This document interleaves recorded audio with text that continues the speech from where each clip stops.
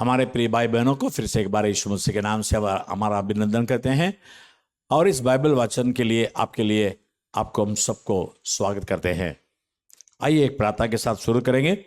प्यारे पिता परमेश्वर, फिर से तेरे सन्निधान में आते हैं प्रभु। जैसे एक सेबा की रानी ने कहा, सुलेमान जी आपके सामने रहकर आपके ज्ञान को सुनने वाले कितने धन्य है। वैसे परमेश्वर के ज्ञान नामक पवित्र शास्त्र को सुनना कितने बागी धन्य की बात है। वैसे हमें भी धन्य बना दे, यीशु मसीह के नाम से मांगते पिता, आमीन। लेवी 26 अध्याय।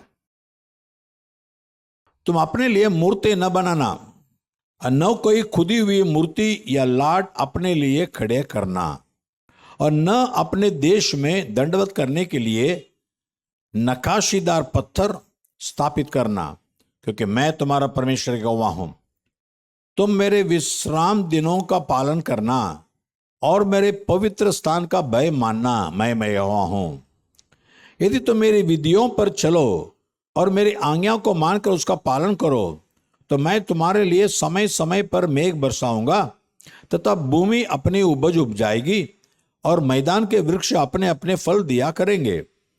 यहां तक कि तुम दाख तोड़ने के समय भी दावनी करते रहोगे और बोने के समय भी पेट भर दाख तोड़ते रहोगे और तुम मनमानी रोटी खाया करोगे और अपने देश में निश्चिंत बसे रहोगे।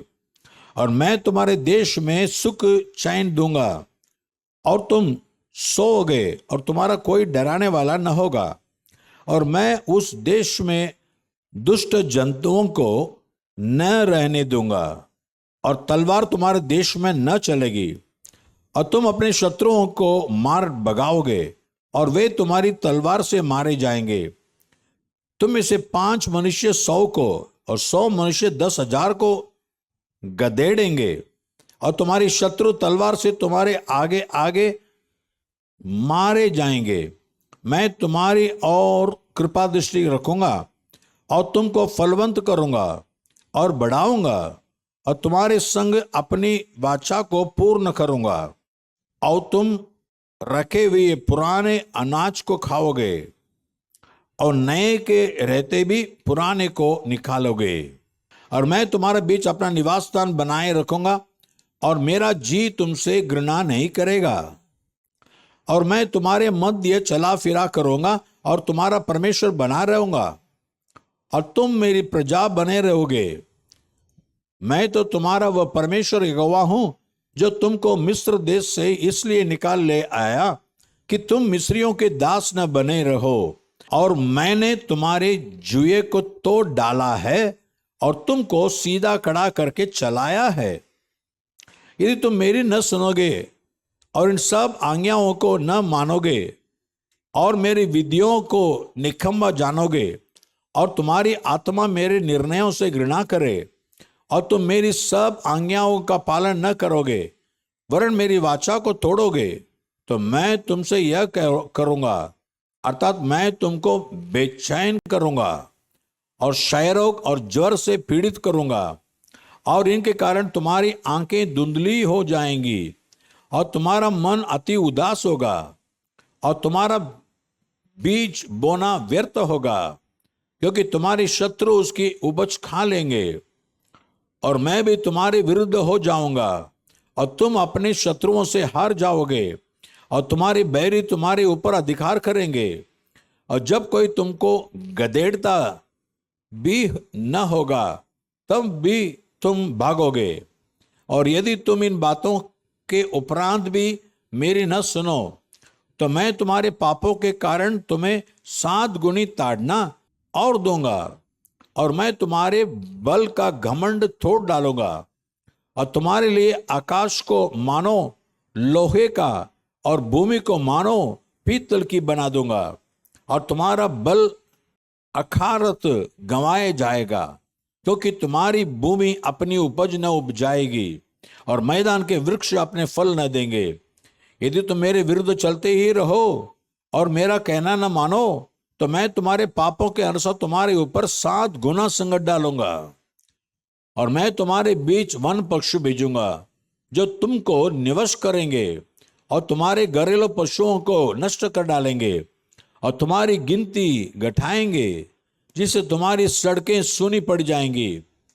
फिर यदि तुम इन बातों पर भी मेरी ताड़ना से न सुधरो और मेरे विरुद्ध चलते ही रहो, तो मैं भी तुम्हारे विरुद्ध चलूंगा और तुम्हारे पापों के कारण मैं आप ही तुमको 7 गुना मारूंगा। और मैं तुम पर एक ऐसी तलवार चलाऊंगा जो वाचा तोड़ने का पूरा पूरा पलटा लेगी।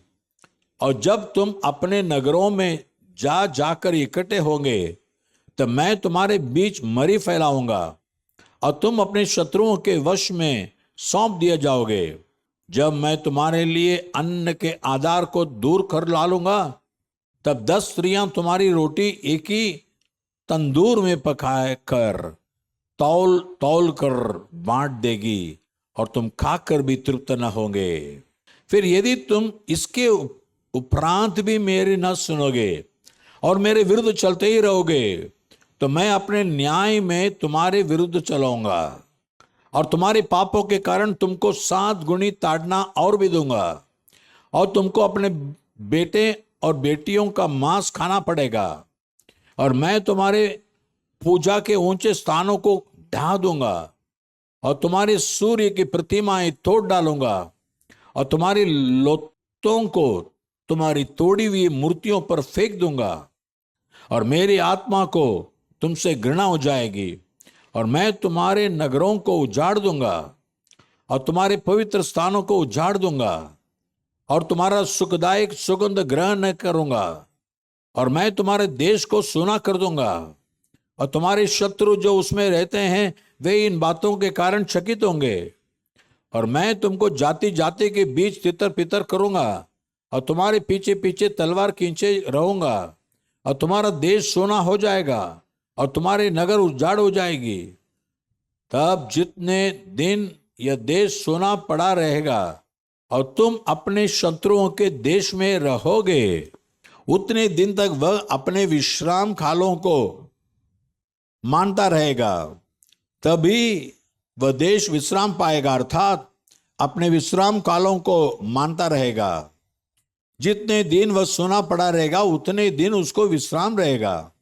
अतः जो विश्राम उसको तुम्हारे वहां बसे रहने के समय तुम्हारे विश्राम कालों में न मिला होगा, वह उसको तब मिलेगा। और तुम में से जो बच रहेंगे और अपने शत्रुओं के देश में होंगे, उनके हृदय में मैं कायरता उपजाऊंगा और वे पत्ते के खड़कने से भी भाग जाएंगे। वे ऐसे भागेंगे जैसे कोई तलवार से भागे और किसी के बिना पीछा किए भी वे गिर गिर पड़ेंगे। जब कोई पीछा करने वाला न हो, तब भी मानो तलवार के भय से वे एक दूसरे से ठोकर खाकर गिरते रह जाएंगे। और तुमको अपने शत्रुओं के सामने ठहरने की कुछ शक्ति न होगी। तब तुम जाति जाति के बीच पहुंचकर नष्ट हो जाओगे और तुम्हारे शत्रुओं की भूमि तुमको खा जाएगी। और तुम में से जो बचे रहेंगे वे अपने शत्रुओं के देश में अपने अधर्म के कारण गल जाएंगे और अपने पुरखाओं के अधर्म के कामों के कारण भी वे उन्हीं के समान गल जाएंगे। पर यदि वे अपने और अपने पितरों के अधर्मों को मान लेंगे, अर्थात यह भी मान लेंगे कि हम यहोवा के विरुद्ध चले थे, इसी कारण वह हमारे विरुद्ध होकर हमें शत्रुओं के देश में ले आया है, यदि उस समय उनका कतना रहित हृदय दब जाएगा और वे उस समय अपने अधर्म के दंड को अंगीकार करेंगे, तब जो वाचा मैं इन्हें याकूब के संग बांधी थी उसको मैं स्मरण करूंगा, और जो वाचा मैंने इसहाक से और जो वाचा मैंने अब्राहम से बांधी थी उनको भी स्मरण करूंगा, और इस देश को भी मैं स्मरण करूंगा। पर वह देश उनसे रहित होकर सुना पड़ा रहेगा और उनके बिना सुना रहकर भी अपने विश्राम कालों को मानता रहेगा। और वे लोग अपने अधर्म के दंड को अंगीकार करेंगे, इसी कारण से कि उन्होंने मेरी आज्ञाओं का उल्लंघन किया था और उनके आत्माओं को मेरे विधियों से घृणा थी। इतने पर भी जब वे अपने शत्रुओं के देश में होंगे, तब मैं उनको इस प्रकार नहीं छोड़ूंगा और न उनसे ऐसी घृणा करूंगा कि उनका सर्वनाश कर डालूं और अपनी उस वाचा को तोड़ दूं जो मैंने उनसे बांधी है, क्योंकि मैं उनका परमेश्वर यहोवा हूं। परंतु मैं उनकी भलाई के लिए उनके पितरों से बांधी हुई वाचा को स्मरण करूंगा, जिन्हें मैं अन्य जातियों के आंगों के सामने मिस्र देश से निकाल कर लाया कि मैं उनका परमेश्वर ठहरूं। मैं यहोवा हूं। जो जो विधियां और नियम और व्यवस्था यहोवा ने अपनी ओर से इस्राएलियों के सोने पर्वत पर मूसा के द्वारा ठहराई थी, वे ये होती है। आमेन आमेन। यूहन्ना दूसरा अध्याय। फिर तीसरे दिन गलील के काना में किसी का विवाह था और यीशु की माता भी वहां थी। यीशु और उसके चेले भी उस विवाह में निमंत्रित थे। जब दाखरस गड़ गया तो यीशु की माता ने उसे कहा, उनके पास दाखरस नहीं रहा। यीशु ने उससे कहा, हे महिला, मुझे तुझसे क्या काम? अभी मेरा समय नहीं आया। उसकी माता ने सेवकों से कहा, जो कुछ वो तुमसे कहे वही करना। वहां यहूदियों के शुद्ध करने की रीति के अनुसार पत्थर के 6 मटके धरे थे, जिनमें 2-2, 3-3 मन समाता था। इसने उनसे कहा, मटकों में पानी भर दो। उन्होंने उन्हें मुंह भर दिया। तब उसने उनसे कहा, अब निकालकर बोझ के प्रधान के पास ले जाओ। और वे ले गए। जब बोझ के प्रधान ने यह पानी चखा जो दाखरस बन गया था और नहीं जानता था कि वह कहां से आया है, पर जिन सेवकों ने पानी निकाला था वे जानते थे। तो बोझ के प्रधान ने दूल्हे को बुलाकर उससे कहा, हर एक मनुष्य पहले अच्छे दाखरस देता है और जब लोग पीकर चक जाते हैं तब मध्यम देता है, परंतु तूने अच्छा दाखरस अब तक रख छोड़ा है। यीशु ने गलील के गाना में अपना यह पहला चिन्ह दिखाकर अपनी महिमा प्रकट की और उसके चेलों ने उस पर विश्वास किया।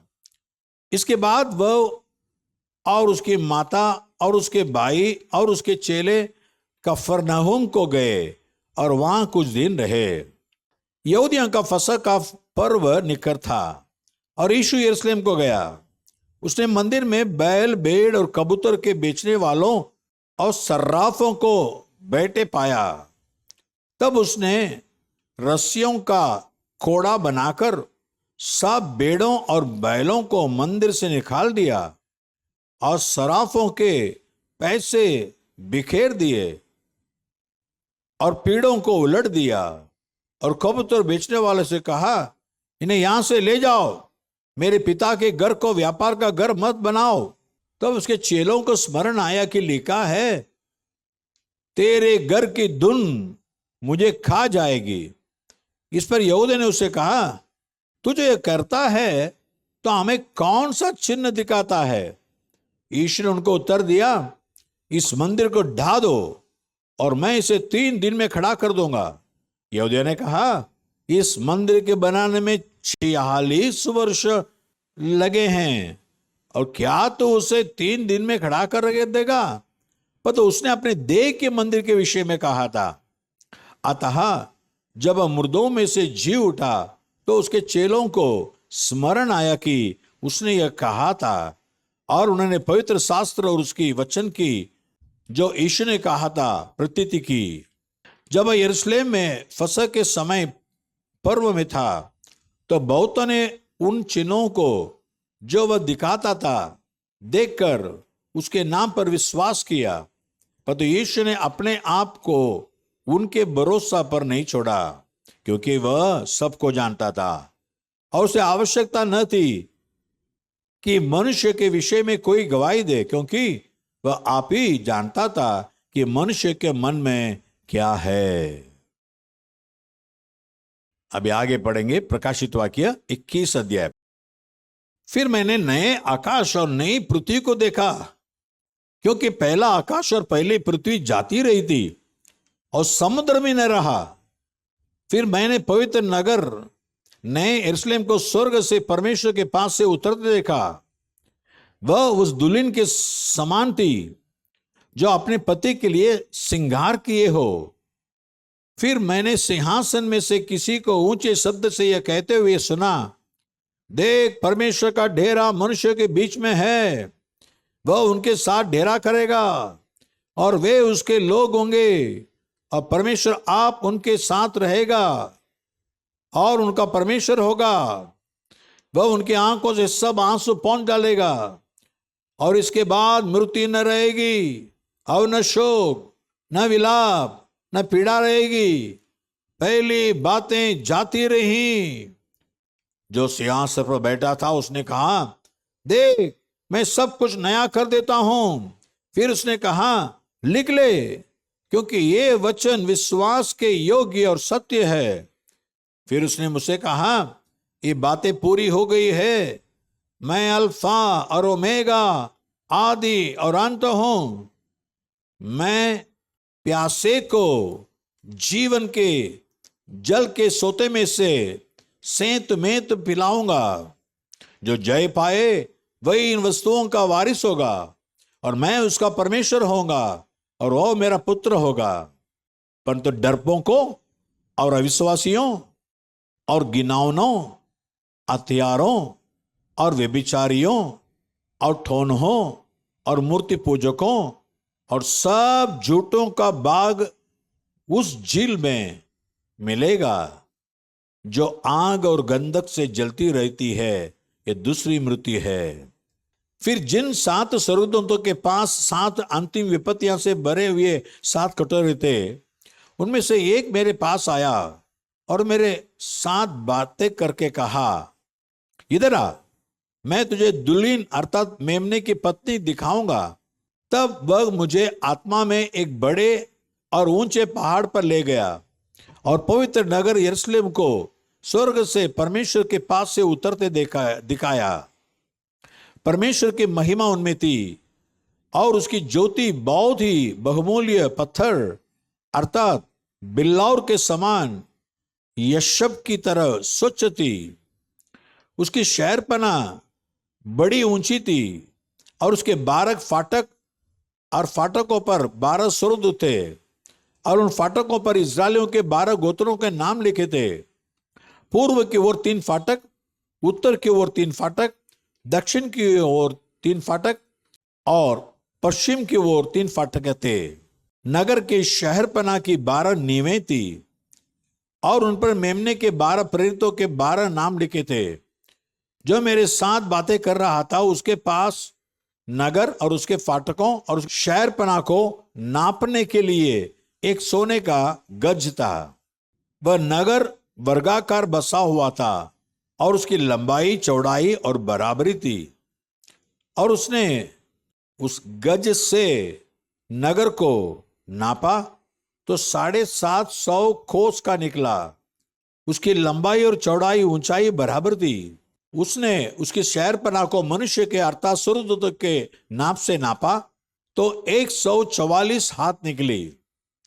उसकी शहरपना यशब की बनी थी, और नगर ऐसे शुद्ध सोने का था जो स्वच्छ कांच के समान हो। उस नगर की नींवें हर प्रकार के बहुमूल्य पत्थरों से संवारी हुई थी। पहली नींव यशब की, दूसरी नीलमणि की, तीसरी लालढी की, चौथी मरकत की, पांचवी गोमेदक की, छठवीं माणिक्य की, सातवीं पीतमणि की, आठवीं पेरोज की, नवीं पुखराज की, 10वीं लहसनिये की, 11वीं धूम्र कांद की और 12वीं याकूत की थी। 12 फाटक 12 मोतियों के थे। एक एक फाटक एक एक मोती का बना था। नगर की सड़क स्वच्छ कांच के समान शुद्ध सोने की थी। मैंने उसमें कोई मंदिर न देखा, क्योंकि सर्वशक्तिमान प्रभु परमेश्वर और मेमना उसका मंदिर है।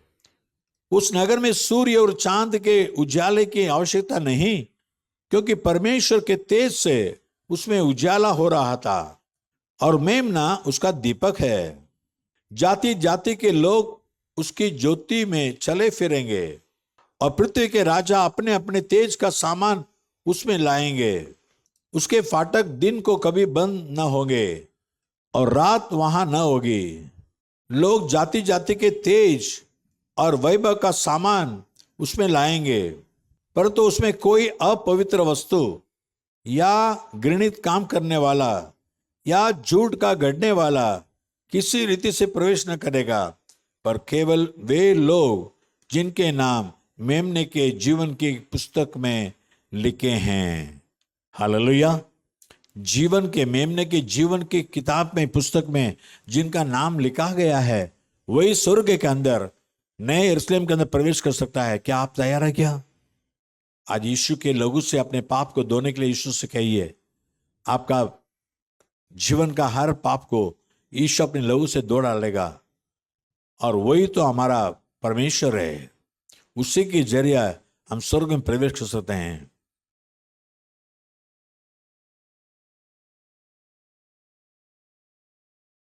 प्यारे पिता परमेश्वर, धन्यवाद आज तेरे वचन सुनने वाला हर एक यीशु मसीह को अपना मार्ग, सत्य, जीवन ऐसे अपनाने दो प्रभु राजा।